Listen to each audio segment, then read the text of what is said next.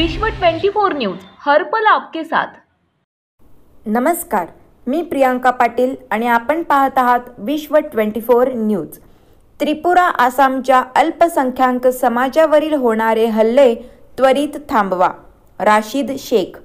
भारतातील त्रिपुरा व आसाम या राज्यातील अल्पसंख्याक समाजावर होत असलेले अमानुष अत्याचार व धार्मिक स्थळावर होणारे हल्ले त्वरित थांबवून गुन्हेगारांवर कठोर कारवाई करण्यात यावी, असे निवेदन राष्ट्रीय काँग्रेस अल्पसंख्याक विभाग पश्चिम महाराष्ट्र सरचिटणीस राशीद शेख व सातारा जिल्हा राष्ट्रवादी काँग्रेस अल्पसंख्याक विभाग जिल्हाध्यक्ष शफीक शेख यांनी संयुक्तरित्या साताराचे जिल्हाधिकारी डॉक्टर शेखर सिंह यांच्या मार्फत केंद्रीय गृहमंत्री अमित शहा व देशाचे पंतप्रधान नरेंद्र मोदी यांना पाठवले आहे। यावेळी जिल्हा काँग्रेस सरचिटणीस नाजिम इनामदार बामसेप, सातारा जिल्हा प्रमुख मौलाना कमरुद्दीन तांबोळी, चंद्रकांत कांबळे, असलम सुतार, इरफान बागवान, अहमद बागवान, मुख्तार अत्तार, जुनेद शेख, सलीम सय्यद, जुनेद काझी आदी उपस्थित होते। 29/10/2021 रोजी माननीय जिल्हाधिकारी यांना एक त्रिपुरा आणि आसामच्या अल्पसंख्याक समाजावर झालेल्या अत्याचारासंदर्भात निवेदन सादर करण्यात आले।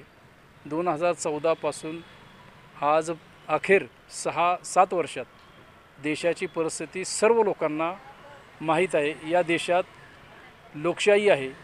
डॉक्टर बाबासाहेब आंबेडकर यांच्या घटनेनुसार या देशात सर्व समाजाला इथे गुण्यागोविंदाने राहण्याचा अधिकार आहे आणि ही देश स्वतंत्र होण्यासाठी सर्व समाजात आणि अल्पसंख्याक मुस्लिम समाजानेही या देशाच्या स्वातंत्र्यासाठी बलिदान केलेले आहे।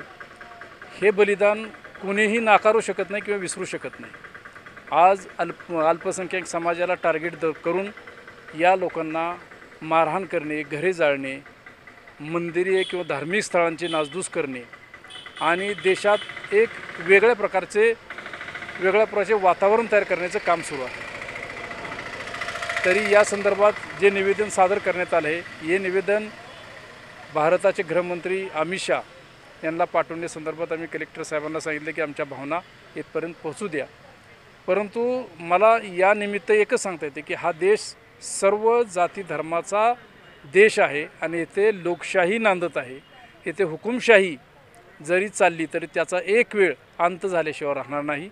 याची भारत सरकारने दखल घेऊन झालेल्या लोकांवर, ज्या लोकांनी अन्याय केला आहे त्या लोकांना जास्तीत जास्त कडक शिक्षा व्हावी, मग तो कोणताही धर्माचा असो। जय हिंद, जय महाराष्ट्र।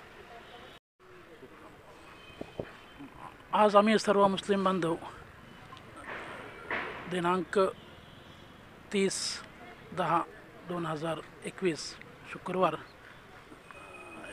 29 ऑक्टोबर आज आम्ही सगळं कलेक्टर ऑफिसजवळ जमलेलो आहोत। त्याचं कारण एकच उद्देश आहे की आपल्या भारतात, आपल्या या देशात सर्व धर्मांनी एक भाईचारा निर्माण व्हावा, शांतता निर्माण व्हावी आणि सध्या जी परिस्थिती देशात चाललेली आहे त्याच्याबद्दल कोणाला जास्त काय सांगायची आवश्यकता भासणार नाही।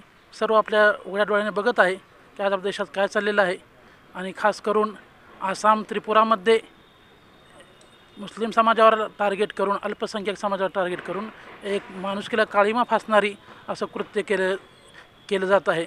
त्यामुळे आम्ही सर्वजण याचा निषेध करत सर्व पार्टी, मग राष्ट्रवादी काँग्रेस आणि सर्व मुस्लिम बांधव आम्ही निषेध करत आहे आणि माननीय कलेक्टर साहेबांना आम्ही हे निवेदन दिलेलं आहे आणि ते निवेदन माननीय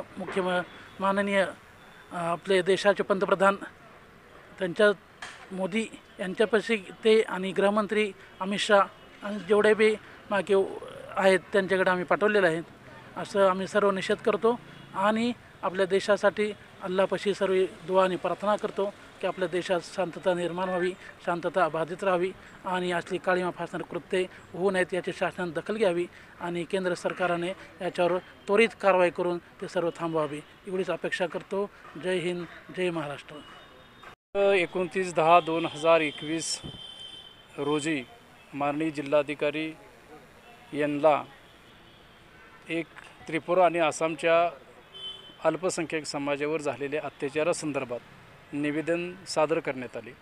2014पासून आज अखेर 6-7 वर्षात देशाची परिस्थिती सर्व लोकांना माहीत आहे. या देशात लोकशाही आहे.